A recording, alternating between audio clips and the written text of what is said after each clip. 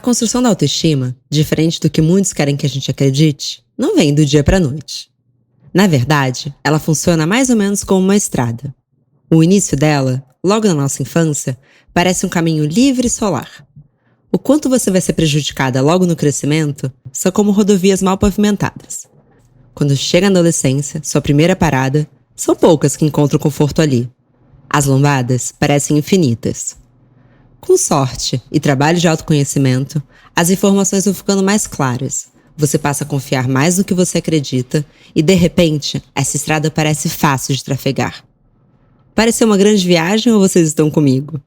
Hoje, em que parte dessa estrada você está? Já consegue ver o destino final? Bom dia, Óbvias! Eu sou Marcela Ceribelli, CEO e diretora criativa da Óbvias, e o episódio de hoje tem a ilustre presença da youtuber Sabrina Dibines e a participação especial da artista Rosa Luz, para discutir as nuances da jornada de construção da autoestima pela qual todas passamos e passaremos. Esse episódio foi produzido graças ao apoio da Converse, que, assim como nós, acredita que todas as mulheres têm o direito de exercer sua liberdade para se mostrarem para o mundo como bem entenderem.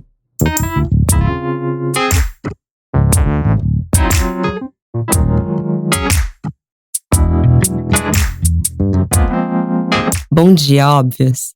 Oi, Sabrina, tudo bem? Oi, tudo bem, Mai, e você? Tudo certo. Como é que você está passando esse período? Tá tenso, viu? Confesso que no começo foi bem difícil, a primeira semana, assim.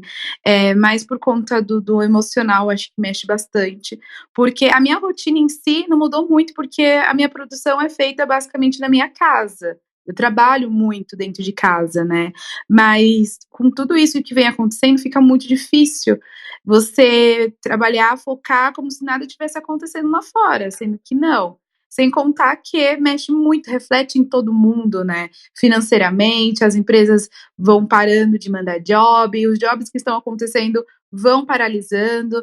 Então, trabalhar com tudo isso em mente e com tudo que está acontecendo lá fora é bem difícil. Acho que é muito inédito para todos nós, né? Nenhum de nós chegou perto de viver uma pandemia, imagina. Mas, Sá, acho que eu queria começar do início. Se apresenta para quem está ouvindo a gente agora? Claro, eu sou a Sabrina Dibines, tenho 30 anos, sou casadinha e trabalho com a internet já tem 3 anos como criadora de conteúdo. Antes eu trabalhava numa agência de publicidade como analista de marketing, até que eu me descobri como criadora de conteúdo, as coisas foram acontecendo. Conforme eu fui tomando algumas decisões na minha vida, as coisas foram me levando para um outro caminho que eu jamais imaginei, sabe assim?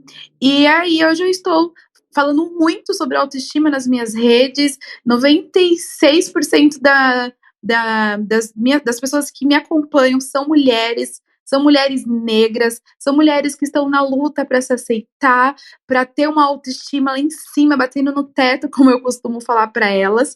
Então, hoje, o meu principal assunto nas redes sociais, é claro que tem outros assuntos em paralelo, como casa, decoração, entre outras coisas, mas o meu foco principal, eu digo que a minha missão é fazer com que essas mulheres, elas se aceitam, elas tenham uma autoestima elevada. Então hoje eu falo que essa é a minha missão, sabe?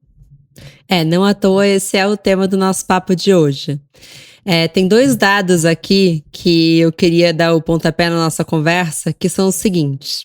Segundo a pesquisa da Pretty Foundation da Austrália, 34% das meninas de 5 anos pretendem fazer dieta e 38% das meninas de 4 anos estão insatisfeitas com seus corpos. E aí, trazendo para o Brasil, tem uma pesquisa da Universidade Federal do Rio Grande do Sul que diz que 82% das crianças entre 8 e 10 anos desejam uma silhueta diferente da delas. A gente sabe que a construção da autoestima é um processo diferente para cada mulher. Mas você acha que esse desafio começa tão cedo assim, logo na infância? Eu acho que sim, eu acho não, tenho certeza. É na infância que a sementinha é plantada, sabe, na cabeça da menina ali, que está se conhecendo ainda, não sabe quem ela é, enfim. Até a educação dentro de casa, com os pais, com a família, com os tios, com os avós, são muito importantes. Eu vivi isso. Desde os meus 8 anos de idade, minha mãe já passava alisante no meu cabelo, né. Por mais que a minha mãe sempre me falava, sempre me enaltecia, ela era a única, no máximo ela e minha avó. Quando eu ia pra escola, não era nada disso, e eu não via nada disso. Por que que minha mãe tá falando que eu sou linda, sendo que na escola me chamam de feia, sendo que eu assisto televisão, eu não vejo ninguém parecida a mim. Então isso mexia muito com o meu psicológico e eu era uma criança muito triste por conta disso. Que na época, óbvio, eu não entendia o porquê. Por que que os meninos olham as minhas amigas e não olham pra mim, sabe? E aquelas amigas que querem me ter só nos momentos que pra elas era um privilégio me ter, que não era sempre, sabe? Então, cada criança, seja ela gorda, seja ela negra, seja ela diferente do que a sociedade normalmente mostra, ela tem ali uma luta diariamente que ela ainda não sabe, ainda não entende, acaba sofrendo, se frustrando e muitas vezes entrando numa depressão, né? Não, totalmente. Eu acho que, na verdade, toda criança, a gente nasce com esse olhar muito puro, da gente, né. E aí é a sociedade que vai mexendo. Eu acho que é muito difícil, alguém ter essa consciência do que é belo ou não perante padrões de sociedade com 3 anos. Por isso que me assusta quando eu leio dessas meninas de 4 anos. Eh, Quando é que elas tiveram essa consciência? Eu vou fazer 30 anos, então a gente tem mais ou menos a mesma idade. Uhum. Eu acho que com 4 anos eu não tinha essa consciência, mas com 11 anos eu lembro de começar a entender esse comparativo, que infelizmente nesse início de construção da autoestima, acho que ele na pré-adolescência passa um pouco pela comparação, o que é muito doloroso, né. Sim, com certeza. Eu acho que as coisas, vai sendo induzido na nossa mente inconscientemente. Por exemplo, você ali na creche, você eu com um monte de trancinha no cabelo, e as menininhas de cabelo liso, com xuxinha, com fitinha. Ali, as coisas já começam a ser induzidas, sabe. Ela é diferente, a criança já consegue saber, ter essa no não ter noção, né, na verdade, mas já consegue ver que ela ali já é diferente. E aí, conforme ela vai crescendo, de acordo com as experiências dela, chega os 11 anos, ela já começa a entender o porquê que ela é diferente, sabe? Por que que o meu cabelo é assim e o dela é assado? Por que que o meu cabelo é feio, é apontado como um cabelo feio, e o cabelo dela é um cabelo bonito? Não só aqui na escola, mas na televisão também eu só vejo meninas assim, sabe? Na revista eu só vejo meninas assim, então eu sou diferente, eu sou a feia, sabe? E quando é que a gente começa a conectar com a feiura do ser diferente? Acho que faz parte da construção de identidade você querer pertencer aos grupos, mas seria tão melhor se a gente conseguisse, conectar a beleza com a autenticidade desde cedo, né? Nossa, com certeza. Até porque mexe muito, com a autoestima da criança ali, sabe, que tá num grupo de amigas, e aí aquelas amigas todas são muito iguais, ela é a única de diferente, e ainda aquelas amigas não aceita ela realmente de braços abertos todos os momentos. E aí começa aquela conversinha, que o meu cabelo é assim, que o meu cabelo é assado, que nesse momento existe muito isso. "Ai, porque o cabelo dela é mais bonito do que o dela". E infelizmente hoje, depois de grande, a gente não faz nenhum tipo de comentário parecido. Mas na infância, na adolescência, ainda existe essas chacotas, assim, de brincadeira, que é uma brincadeira que dói. Que pra quem tá fazendo, é uma brincadeira tranquila, só tô falando o que eu gosto mais. Mas pra quem tá sentindo, é uma dor realmente muito profunda, sabe. E aí que é quando ela chega em casa e fala: "Mãe, quero alisar o cabelo". Mas por que que ela quer alisar o cabelo? Muitas das vezes ela até gosta do cabelo dela do jeito que é, mas assim, na escola ela é chamada de feia, então se ela alisar o cabelo, com certeza ela vai ser aceita na cabeça dela, e também porque, o meu cabelo não dá nem pra arrumar, não tem nem creme, até porque na minha adolescência, na minha infância, não tinha produtos pra para o cabelo ficar crespo e lindo, para o cabelo ficar cacheado e lindo. "Ai, qual é o produto para cabelo crespo?". É o produto para cabelos quimicamente tratado, ou seja, o cabelo crespo, ele era obrigado a ser relaxado, ele não poderia ser natural, até porque o mercado não te dava produtos, o mercado não via a gente como consumidores, sendo que nós somos maior quantidade de que consome, sabe, e eles não produziam. Eles começaram a produzir não tem nem 5 anos, que começou a E é uma entrar loucura, produtos para porque cabelo. nunca faltou demanda, né. Não, não Sempre tinha. houve Então mulheres de cabelo crespo. Exatamente. Então eu comecei a alisar meu cabelo com 8 anos de idade. Antes disso, era cabelo trançado. Porque ainda com cabelo trançado, eu podia ainda brincar, fazer um penteado, fazer o outro, mas ainda eu era a chacota da escola. Como que você lava esse cabelo? Mas que cabelo fedido, mas que cabelo feio, sabe? Eram vários comentários para quem faz, não é nada, mas para quem sente é muito, muito, muito doloroso. E a gente traz até os dias de hoje, são coisas que você não esquece, sabe? Então até Eu os acho que a 8 gente anos. tem até o exemplo recente do Babu no Big Brother, com as participantes falando do pente garfo, Total, né? total. E aquilo dói pra quem sabe, quem já ouviu, sabe? As pessoas que não são negras, muitas até têm essa empatia, mas elas não conseguem sentir na pele realmente o que, que é, porque na vida delas elas nunca passaram pelo que a gente passou. Sabe assim? Então, a partir dos meus 8 anos de idade, eu passei a alisar o meu cabelo, e era de o couro cabeludo queimar, era de passar a chapinha para ficar bem liso, para eu conseguir me introduzir nesses grupos e me sentir iguais a elas. E tudo isso porque a sociedade sempre mostrou que para você se envolver no padrão, em grupos, você tem que ter esse padrão. E, Sá, eu sei que muito do seu processo de autoestima passa pelo cabelo. Eu queria entender em que momento você teve essa virada e se você acha que assumir o seu cabelo como mulher negra pode ser considerado um ato político. Com toda certeza, é um ato político, é um ato de resistência e existência. Eu assumi o meu cabelo em 2015. Como eu disse, eu trabalhava numa agência de publicidade como analista de marketing, então eu sempre estava muito bem, impecável, sempre com o cabelo muito bem escovado, de franjinha, sempre muito bem arrumada. Eu lembro que na minha infância, minha mãe sempre falava para mim: você tem que ser 2 vezes melhor, mas ela nunca me falava o porquê disso. Mas é porque existiria todo um julgamento, né? Não seria o suficiente ser apenas boa. E eu me cobrava muito por conta disso. E durante esse tempo, antes mesmo de passar pela transição, eu não enxergava muito bem o que as pessoas. Por que as pessoas, em alguns momentos, me tratavam assim super bem, e outras vezes elas me analisavam, elas me olhavam, elas perguntavam, coisas que não era pauta do momento ali da situação. Mas enfim, passei pela transição em 2015. Até então, a ideia era assumir o meu cabelo, conhecer o meu cabelo natural, porque eu já estava cansada de perder momentos.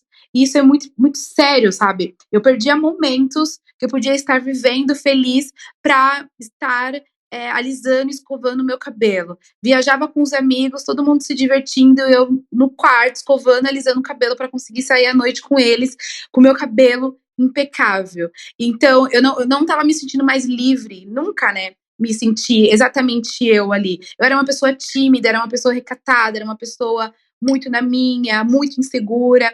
E quando eu resolvi passar pela transição capilar, eu não imaginava o que poderia acontecer. Para mim era só eu deixar de ter o cabelo liso e ter o cabelo crespo, um cabelo natural, né?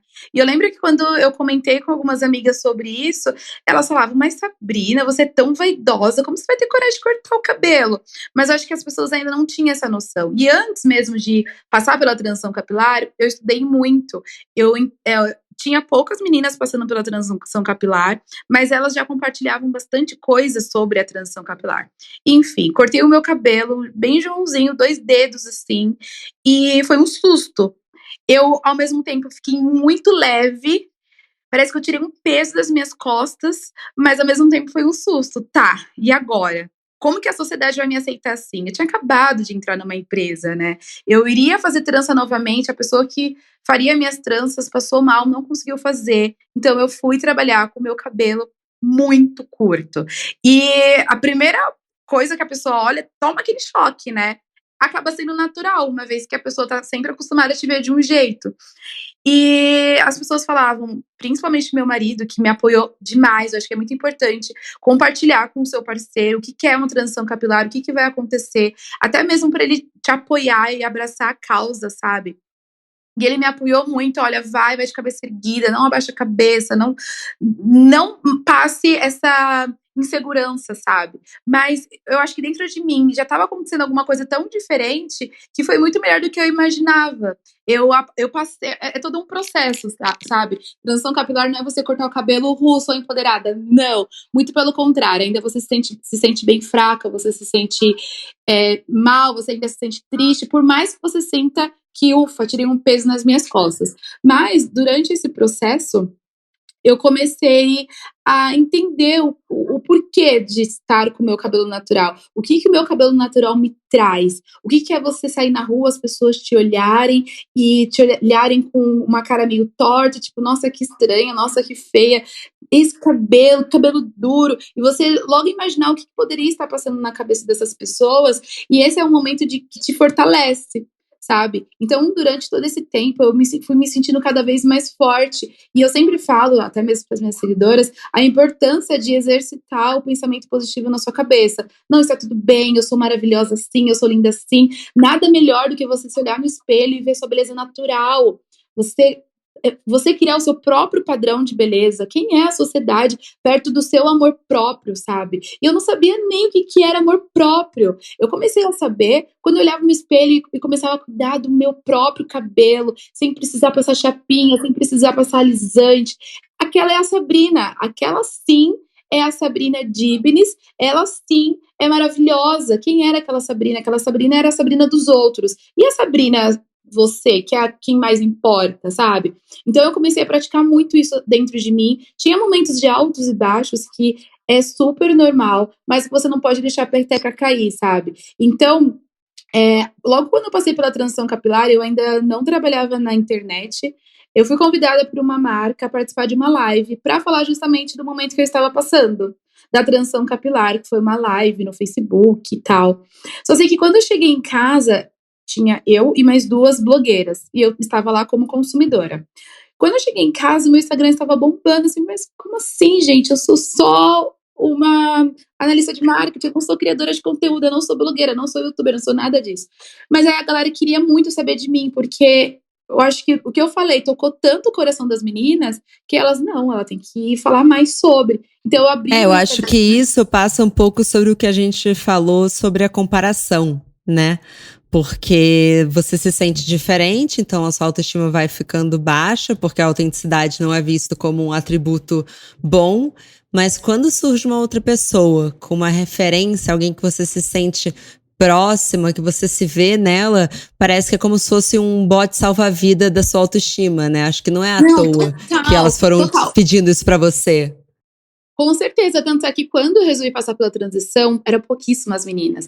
De repente, eu comecei a ver muitas meninas. Eu pegava o metrô, via meninas de cabelo curtinho passando pela transição e era uma conexão. Então, nesse momento, foi de extrema importância saber que a rede social, principalmente a internet, que ajudou muito, porque foi uma conexão, a gente se uniu, criou um grupo na internet, onde uma incentivava a outra, mesmo não sendo blogueiras, mesmo não trabalhando na internet. Então era uma ajudando a outra, você consegue, é difícil passar pela transição, é difícil, mas é uma fase que é importantíssimo para a sua aceitação. Muitas meninas não precisaram passar necessariamente pela transição capilar para se aceitar, para se autoafirmar, mas eu digo que esse processo de transição capilar é importantíssimo quando a menina ela está ali perdida sem nem saber quem ela realmente é, sabe?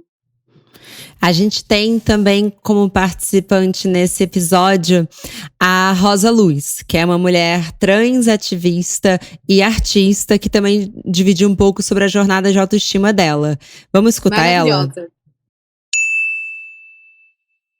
Então, a minha jornada em relação à construção da minha autoestima foi de altos e baixos. Eu sinto que é um processo que acontece todos os dias.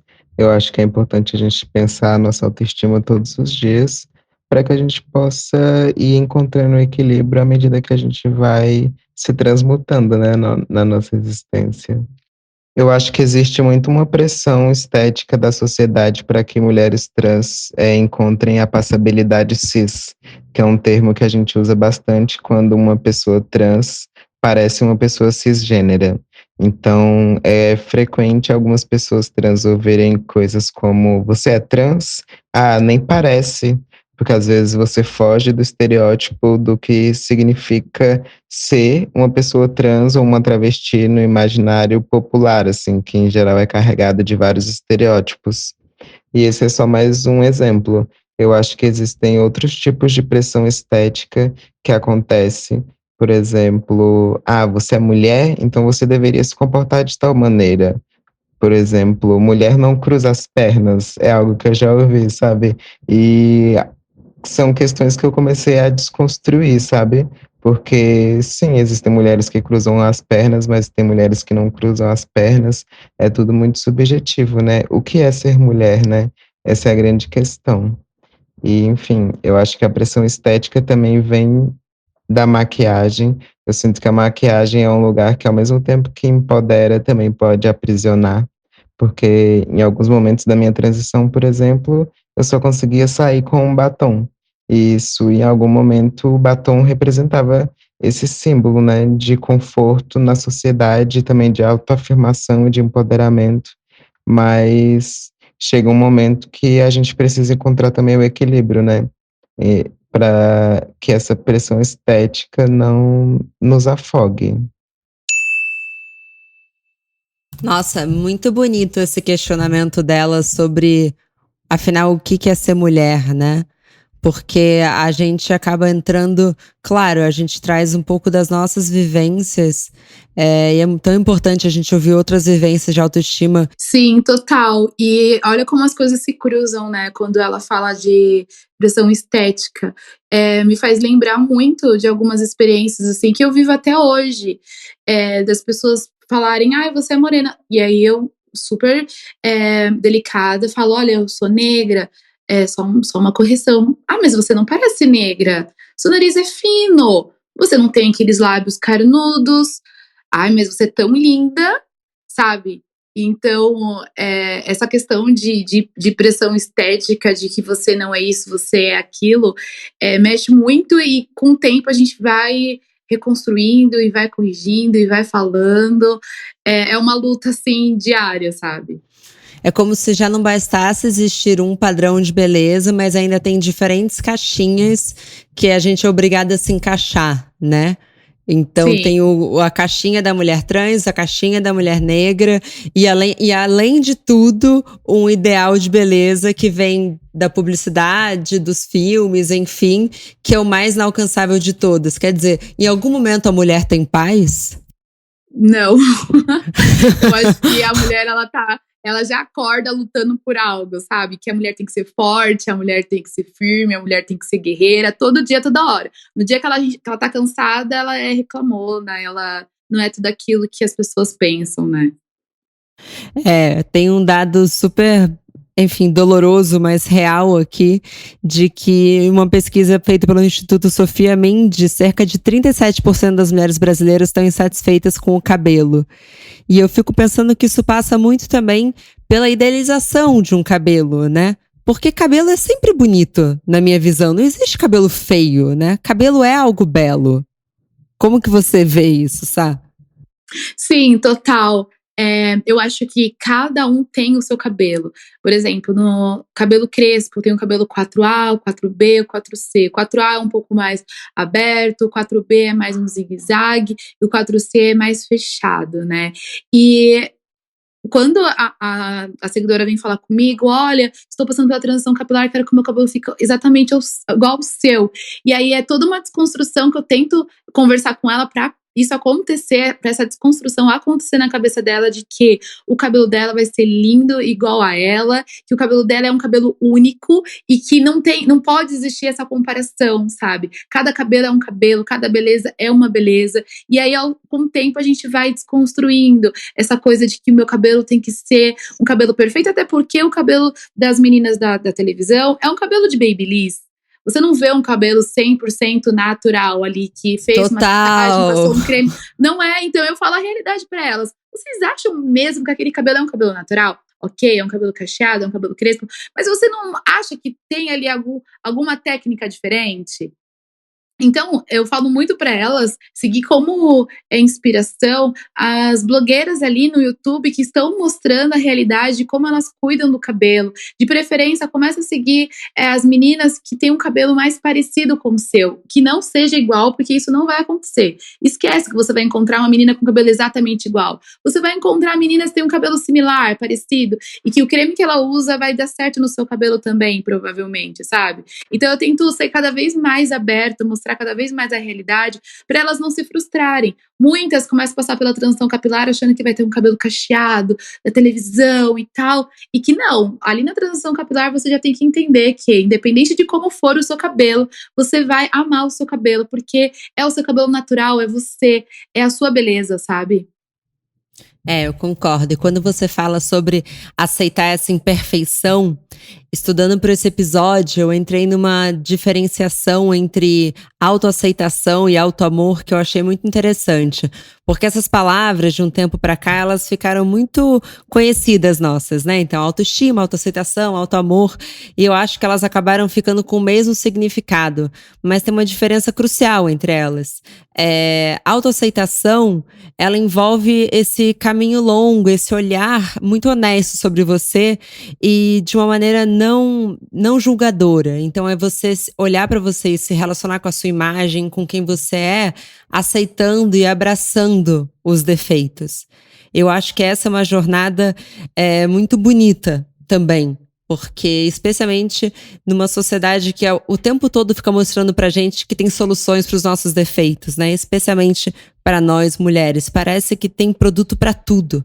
Eu acho que muitas de nós descobrimos defeitos em nós entrando numa farmácia. Então a gente vê tanta coisa e fala, nossa, deve ter uma coisa errada em mim, se eu não quero consertar isso. Já o autoamor o quanto que a gente consegue amar a nós mesmas como a gente ama os outros. Então eu acho que a autoestima ela vai passando um pouco por esses dois. Então é um pouco de aceitação, com um pouco ir criando esse amor por nós mesmas. Mas talvez não seja sobre você amar absolutamente tudo sobre você, mas é abraçar também esses pequenos defeitos e tá ok com isso. Nossa, que lindo que você falou. Amei essa comparação, né? Essa diferença do autoamor e autoaceitação. Eu acho que é bem isso, sabe? É você olhar no espelho e enaltecer aquilo que você realmente gosta e aquelas imperfeiçãozinhas, olhar com outros olhos, né? Acho que é bem isso. A gente começa a enxergar nossas imperfeições quando a gente entra numa farmácia, quando a gente vê divulgações aí, olha, faça isso que as suas estrias somem, faça isso que a sua celulite some. Mas será que eu quero que minhas estrias, minha celulite somem? Por que eu acho elas feias? Sendo que elas fazem parte de mim e tem uma história tão significativa, sabe?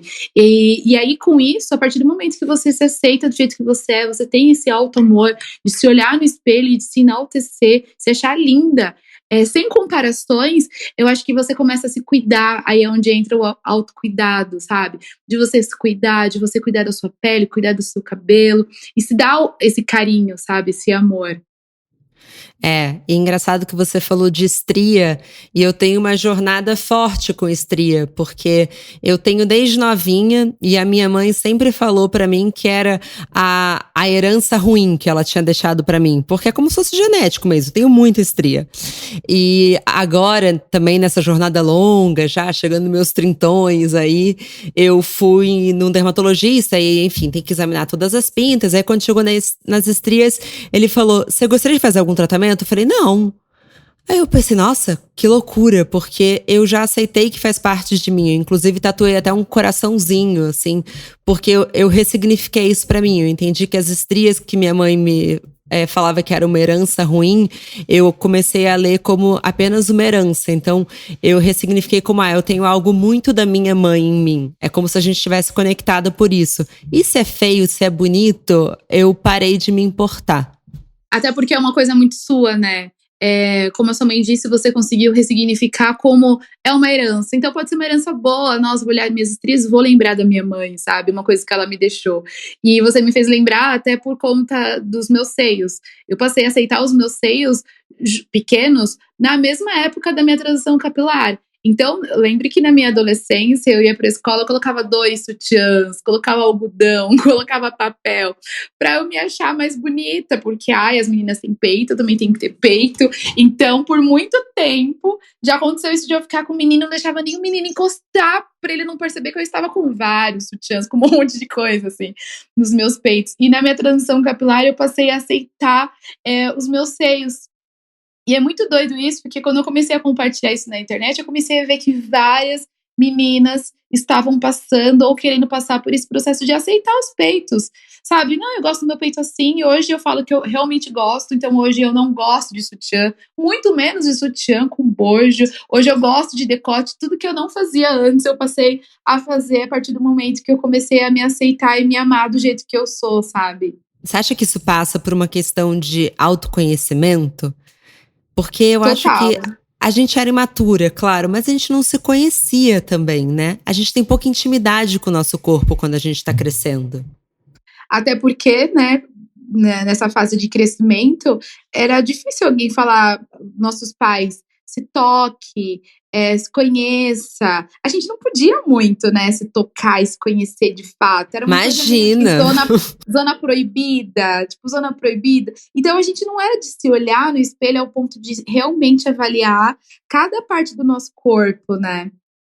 Eu acho que isso é uma das maiores dádivas, quando você passa a descobrir seu corpo, descobrir o seu prazer, criando intimidade com esse corpo e se conhecendo o suficiente para saber, não, isso aqui eu gostaria de melhorar, e também eu acho que é legal deixar claro que tá tudo bem você querer melhorar coisas em você, contanto que seja um desejo genuíno, e que você não vá ferir, enfim, a sua essência. Mas Exatamente, eu que acho. seja pra você e por você, né? Hoje eu falo, eu amo meus peitos pequenos, amo mesmo. Mas se amanhã ou depois eu tiver meu filho e o meu peito mudar e não ficar do jeito que eu quero e eu quiser fazer uma cirurgia, eu vou fazer por mim, sabe? Eu acho que é isso que as pessoas precisam mudar na cabeça. Você tá fazendo por você ou você tá fazendo pros outros? Pra quem que É, você tá fazendo e tá tudo isso? bem, né? E tá E tudo tá tudo bem. bem.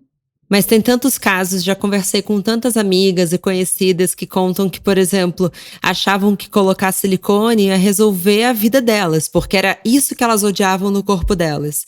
E no que elas colocaram o peito, começaram a não gostar tanto do nariz, começaram a não gostar tanto do braço.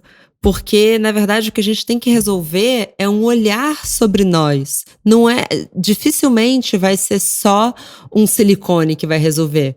Então, por exemplo, tem uma cirurgiã plástica que eu gosto muito, que ela fala que ela sempre pergunta se quando vem meninas muito novas, se elas estão, por exemplo, fazendo terapia, como que elas estão cuidando também da cabeça delas. E isso é um trabalho legal, né? Porque é um trabalho de corpo e mente. Sim, e eu acho que muitas vezes as pessoas correm para uma cirurgia porque acham que o nariz é feio, porque o peito é feio, porque a barriga é feia, por conta dessa comparação, né? De ver a beleza nos outros e não ver a beleza em si mesmo. E isso acaba levando para outros caminhos. Sá, a Rosa tem mais um áudio contando um pouco de como que ela conecta o autocuidado e o autoconhecimento. Vamos ouvir? Vamos. Eu acho que um dos papéis centrais para mim nessa questão da cura e do autocuidado é a oralidade, porque eu acredito que quando a gente se comunica, quando a gente fala, quando a gente coloca para fora as coisas que a gente está sentindo, isso é um processo de cura e é um processo que, para mim, é bastante ancestral e bastante mágico mesmo. Então, acho que falar e poder me expressar, me colocar enquanto uma pessoa é fundamental nesse processo de autocuidado. E autocuidado para mim é basicamente a gente encontrar esse lugar seguro, né, para cada indivíduo, esse lugar de equilíbrio, onde a pessoa se sinta confortável com sua existência, se sinta plena, sabe, pensando saúde mental, saúde física, e é isso. Acho que o processo de me descobrir artista veio muito nessa questão de me autoconhecer, sabe, que também tá conectado com o autocuidado. E eu lembro que quando eu era adolescente, chegou um dia, assim, que eu estava me sentindo muito ansiosa e querendo falar várias coisas, e eu simplesmente só não conseguia, meu chakra da garganta daquele jeito, assim, simplesmente não conseguia colocar pra fora algumas coisas que eu estava sentindo e que muitas vezes não era nem consciente, né, fica no nosso íntimo, no nosso subjetivo. E aí eu lembro de pegar tintas e jogar no papel e fazer uma pintura. E aquilo pra mim foi muito bom. Foi como colocar pra fora, assim, algumas questões através da tinta, de um processo sensorial, sabe, e bem subjetivo. E nesse sentido fui me empoderando cada vez mais para pensar arte. E aí eu lembro que eu queria estudar relações internacionais na época, mas por algum motivo eu comecei a cada vez mais pesquisar sobre o universo das artes e acabei encontrando um curso de teoria. Na época eu não tinha autoestima o suficiente para pensar que eu poderia ser um artista, por exemplo, não acreditava que eu tinha talento, então eu pensei: "Por que não fazer teoria?", sabe. E, enfim, eu entrei para o curso de teoria na universidade e lá a gente começou a ter acesso a matérias práticas, porque as pessoas acreditavam que não era possível criticar algo que você não vive, né, como é que você vai criticar uma pintura se você não pinta? Enfim. E aí, nesse sentido, eu comecei a produzir algumas coisas artisticamente, sabe, experimentar mesmo. E foi legal, porque foi quando eu fui me descobrindo mesmo enquanto uma pessoa que produzia arte, sabe. E é isso. Muito bom. A gente vem falando muito sobre autoestima em relação à autoimagem, mas como a Rosa disse, tá perfeitamente conectada como a gente se mostra confiante para o mundo, os espaços que a gente quer ocupar, até a arte que a gente quer produzir. Durante a sua transição, Sá, você viu a sua relação com o mundo mudar? Com certeza. Como eu disse no início, antes da transição capilar, eu sempre me senti uma pessoa insegura, eu sempre fui muito comunicativa, eu sempre conversei, fiz muitas amizades, mas eu sempre me senti uma pessoa insegura quando o assunto é: "Tá, vamos fazer uma mudança, vamos fazer uma viagem, sabe, vamos meter as cara em algo novo". Eu sempre tive essa insegurança muito forte dentro de mim, e a transição capilar me levou por um processo de me conhecer mesmo, de me conectar comigo mesma, que hoje eu falo que eu sou totalmente diferente daquela Sabrina. Hoje eu vejo foto minha da época, que eu alisava o cabelo e eu olho, tipo, é outra pessoa, totalmente, sabe. A transição capilar me trouxe para um processo de autoconhecimento, de me reconectar comigo mesma, que mudou muito. Desde a minha personalidade, hoje eu me sinto uma pessoa muito mais segura, é muito mais pra frente, muito mais firme de mim mesma. Hoje eu me considero uma pessoa muito empoderada, sabe. Muita coisa transformou, muita coisa eu alcancei, que se fosse antes, se eu não tivesse passado pela transição capilar, eu acho que eu não teria alcançado e conquistado tudo que eu conquistei agora. E a importância de ter uma rede de apoio é muito bom, sabe, nesse processo de transição capilar, que infelizmente não é todas que têm. Então, eu lembro que quando eu estava passando pela transição capilar, eu compartilhei com a minha família, compartilhei com meu marido, e ele me incentivou muito a seguir em frente, a continuar, sabe. Mas infelizmente não são todas as meninas que têm, elas estão ali sozinhas, porque até a família julga, critica, acha ruim, e que elas precisam ser muito firme nessa caminhada para conseguir realmente passar pela transição capilar e se aceitar e se assumir, e se sentir uma mulher empoderada. E nesse contexto que a gente está vivendo agora, eu tenho pensado muito sobre essa não previsão de quando sairemos de quarentena, muda muito a nossa relação com esses rituais de autocuidado e fica ainda mais claro a pressão estética que a gente sofre, né? Deixa eu dar um exemplo melhor. Porque além de tudo, eu acho que a gente ainda sofre um estigma de que se a gente se preocupar com isso, estamos sendo fúteis. Mas tiveram amigas minhas vindo me questionar, tô me sentindo muito culpada, mas eu tô pensando, quando será que eu vou me depilar de novo? Você acha que esse período de isolamento vai mudar também a nossa relação com a nossa autoestima? Talvez a gente se acostume mais com a nossa imagem mais crua, com pelos. Como você vê isso? Então, dando exemplo de mim, tá? Que na primeira semana eu dei uma leve surtadinha aqui, não consegui aparecer nas redes, porque eu não consigo aparecer nas redes se eu não tô 100% comigo mesma, sabe? Porque eu fiquei me questionando justamente isso, mas será que o meu conteúdo não é muito fútil por o momento que a gente tá vivendo hoje?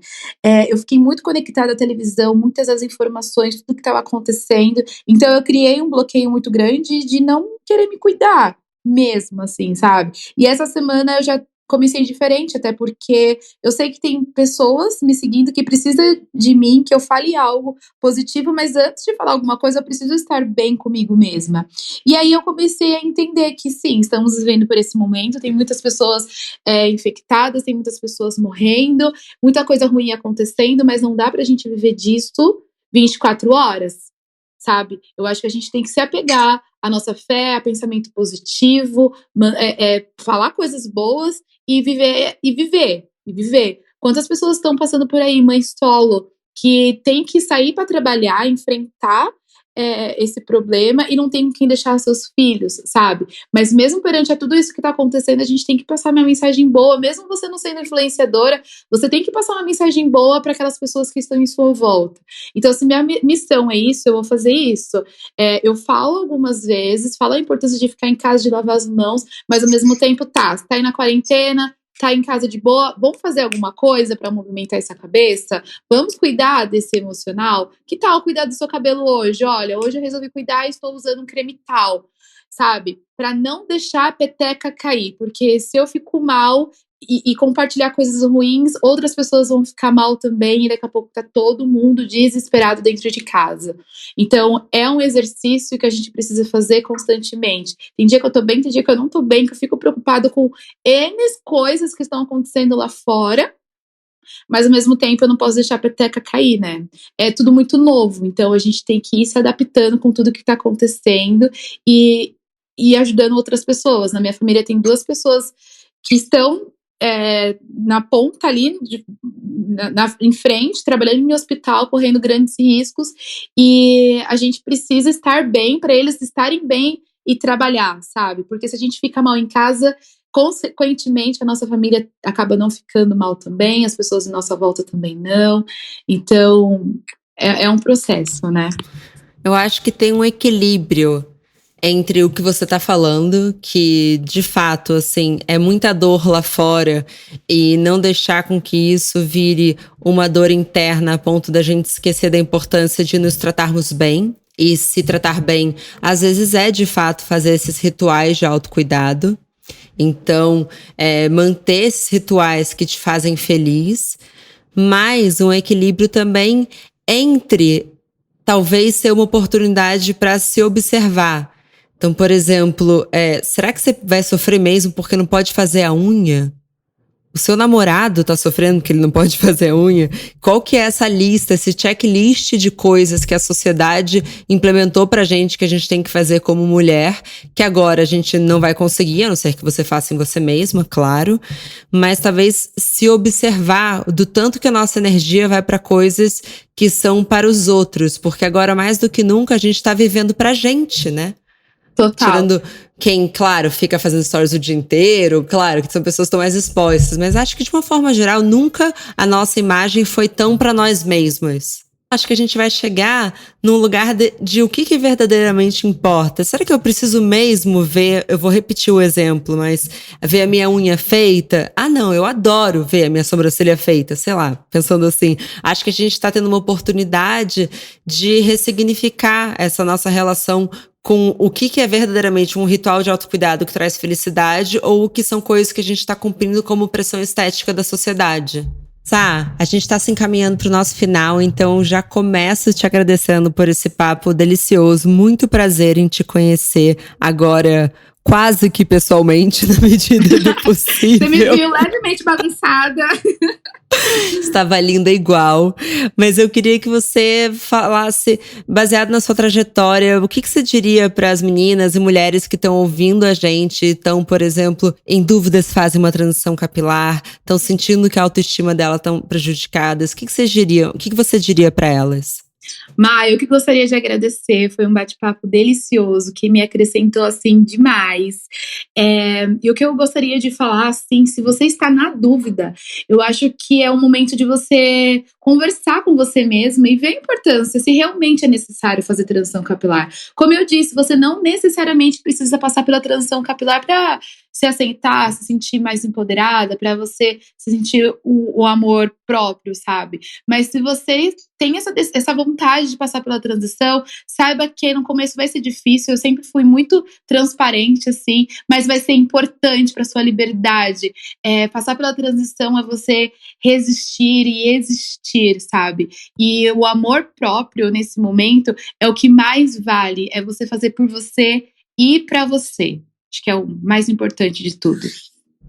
Lindo, Sá. Bom, da minha parte, eu acho que eu tenho alguns aprendizados dentro do meu recorte, mas eu acho que muito dessa jornada de autoestima passa por como a gente tem esses nossos diálogos eternos. É muito comum a gente entrar num ciclo de conversas internas muito negativas. Então eu tenho uma ferramenta que quando eu me atento, que eu tô falando coisas cruéis pra mim mesma, e eu acho que muitas mulheres podem se identificar com isso, que a gente é capaz de ser muito cruel com nós mesmas, eu coloco essas mesmas palavras nas vozes, por exemplo, da minha melhor amiga. E eu penso, imagina, ela nunca falaria isso pra mim. Então, como é que a gente transforma essas vozes? E, por fim, eu acho que é preciso muita coragem para mudar a maneira como a gente se mostra pro mundo. Porque isso significa que a gente pode ter rejeição. Quando a gente decide não aceitar uma pressão estética, quando a gente decide abraçar defeitos, quando a gente decide mudar, quando a gente começa a se amar e se autoaceitar, a gente está se fazendo de prioridade. E muitas das vezes isso para nossa sociedade pode significar que a gente vai perder relacionamentos, de repente um trabalho, porque mostrar para o mundo que a gente se vê como importante é um ato importante e acho que quase político como mulher, mas eu não desistiria. Esse é o meu recado final. Perfeita. Bom, Sá, muitíssimo obrigada. Se cuide, por favor. Eu que agradeço, Má, foi uma delícia esse bate-papo. Vamos continuar em casa, que eu tenho esperança que logo, logo tudo vai ficar bem. Bom, muito obrigada. E vocês já sabem, a nossa conversa continua no Instagram, @obviousagency, na nossa newsletter que você assina no nosso site, www.obvious.cc. Comentários e sugestões sempre com carinho no bomdia@obvious.cc. Bom dia, Obvious!